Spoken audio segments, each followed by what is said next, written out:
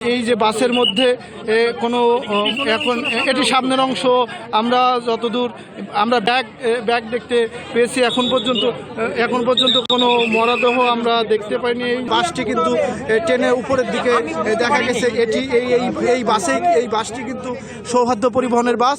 এই বাসেই কিন্তু অর্ধশত যাত্রী নিয়ে বাসটি তলিয়ে যায় পদ্মায়।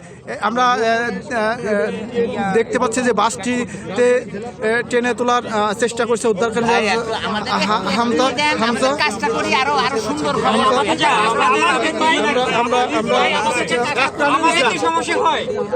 এখানে উদ্ধার তৎপরতার জন্য আমাদের একটু সরে যেতে হচ্ছে। এখানে এই যে ট্রেনে তোলার চেষ্টা করা হচ্ছে বাসটি, এই বাসের মধ্যেই কতজনের শরীর সমাধি হয়েছে সেটি জানা যাবে। বাসের মধ্যে কতজনের সেটি জানা যাবে।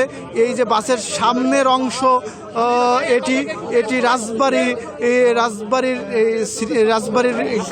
সৌহার্দ্য পরিবহনের বাসটি এটি দেখা যাচ্ছে। বাসটি এই যে বাসের সামনে দুটি চাকা সহ সামনের কিছু অংশ কিন্তু টেনে তুলতে সক্ষম হয়েছেন উদ্ধারকারী জাহাজ হামজা। এবং উদ্ধারকারী জাহাজ যেটি বলছেন যে তাদের উদ্ধার তৎপরতা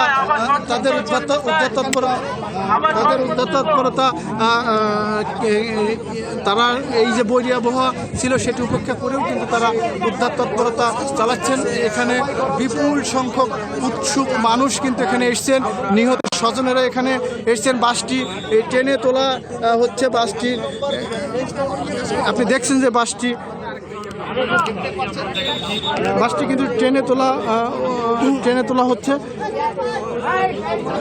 বন্ধুরা এই মাত্র বাসটি ট্রেনে তোলা হচ্ছে।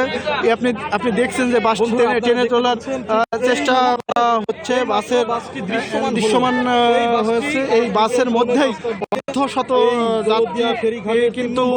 অর্ধশত যাত্রী কিন্তু নিয়ে ফেরি ওঠার সময় তলিয়ে যায় এবং দীর্ঘ সময় পর কিন্তু এই মাত্র কিন্তু এই বাসটি আপনারা দেখতে পাচ্ছেন যে এখানে দৃশ্যমান হলো। এখন 15 মিনিট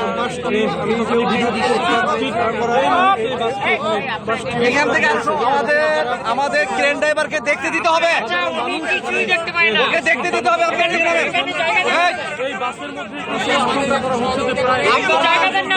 ওইখান থেকে নামতে হবে প্লিজ। বাসের মধ্যে আসলে বাসটি কিন্তু এখন হামজা সেটি বাসটি টেনে তুলে সক্ষম হবেন বলে আমাদেরকে নগদ নিয়ে এলো হার না মানা হার অফার। সর্বনিম্ন 10,000 টাকা রেমিটেন্স নগদে পাঠালে থাকছে স্বর্ণের হার জেতার সুযোগ। জানিয়েছেন এই যে উদ্ধারকারী হামজা কিন্তু বাসটি টেনে তুলতে পারবেন বলে এখানে যারা উদ্ধারকারী জাহাজ আছে তারা কিন্তু জানিয়েছেন। সব মিলে এই বাসের মধ্যেই নিখোঁজ যাত্রীদের সন্ধান পাওয়া যেতে পারে। অনেকেই বলছেন যে বাসের মধ্য থেকে যাত্রী স্রোতের টানে সরেও যেতে পারে। এই পেছনের দুটি চাকা কিন্তু দেখা যাচ্ছে এবং এখানে দেখা যাচ্ছে যে বাসটি ট্রেনে তোলার চেষ্টা করছেন এবং এটি বাসের সামনের অংশ। এই সামনের অংশ তারা চেষ্টা করছেন বাসটি ট্রেনে তোলার।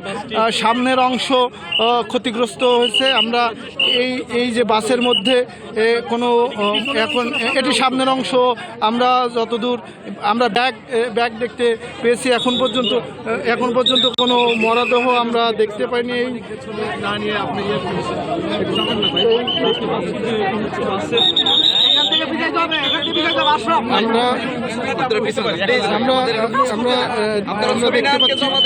আমাদের এই ক্রেন ড্রাইভারকে দেখতে দিতে হবে।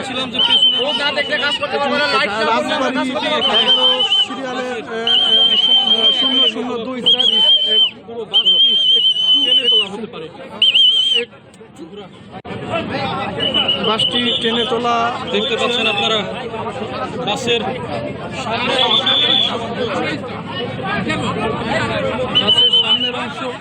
দেখা যাচ্ছে, বাসের সামনের অংশ এখানে উৎসুক মানুষের ভিড়। আমি আপনাদেরকে আমার এই পেজে আপনারা ফলো করবেন এবং বেশি বেশি ভিডিওটি শেয়ার করুন। আমি আপনাদের চেষ্টা করব। বিপুল সংখ্যক মানুষ কিন্তু এখানে এসছে, বিপুল সংখ্যক মানুষ এখানে এসছে এই বাসটি উদ্ধার তৎপরতা দেখার জন্য। এই যে এটি বাসের সামনের অংশ, এই সামনের অংশটি টেনে তোলার চেষ্টা করছে উদ্ধার করেছে হামজা।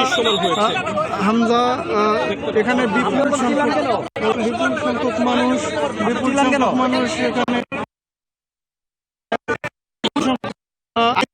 এখানে বাহিনী তারাও কিন্তু এখানে আছেন। বাসের মধ্যেই আসলে কতজন আছে সেটি বাসটি টেনে তোলার পরেই হয়তো জানা যাবে যে বাসের মধ্যে কতজনের মরদেহ আছেন। তবে বাসের মধ্যে আমরা যে যাত্রীদের ব্যাগ সহ বেশ কিছু জুতা আমরা দেখতে পাচ্ছি এবং বাসের মধ্যে এখন পর্যন্ত আমরা কোনো নিখোঁজ যে মানুষ সেই মানুষের আমরা কিন্তু দেখতে পাইনি। এখানে নৌ পরিবহন প্রতিমন্ত্রী তিনি এসছেন, সাংস্কৃতিক প্রতিমন্ত্রী তিনিও এখানে আসবেন আমরা শুনেছি।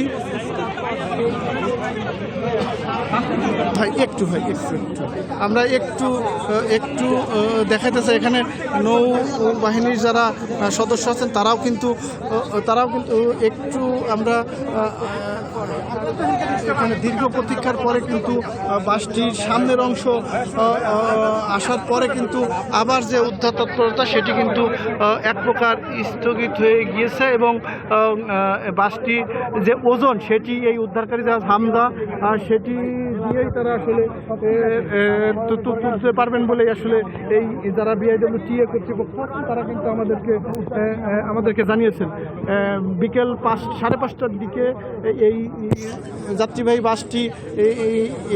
বাসটি 3 নম্বর ফেরিঘাটের যে পল্টন সেই পল্টন থেকে কিন্তু পদ্মা নদীতে ডুবে যায়। এই বাসের মধ্যেই ধারণা করা হচ্ছে যে নিখোঁজ যে 40 জন যাত্রী সেই যাত্রী বাসের মধ্যেই আসলে থাকার কথা। আমরা এখানে যারা স্বজন আছেন বা কর্তৃপক্ষের সাথে কথা বলে আমরা পেরেছি।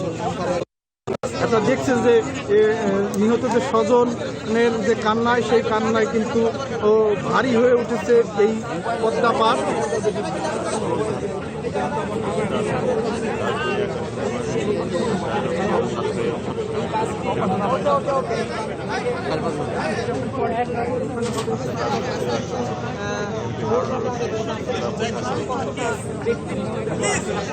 দেখছেন যে বাসের সামনের অংশ কিন্তু তোলা হয়েছে, কিন্তু আমরা এখানে কোনো নিখোঁজ যাত্রী বা কোনো মরদেহ কিন্তু এই সামনের অংশ কিন্তু দেখতে পাইনি।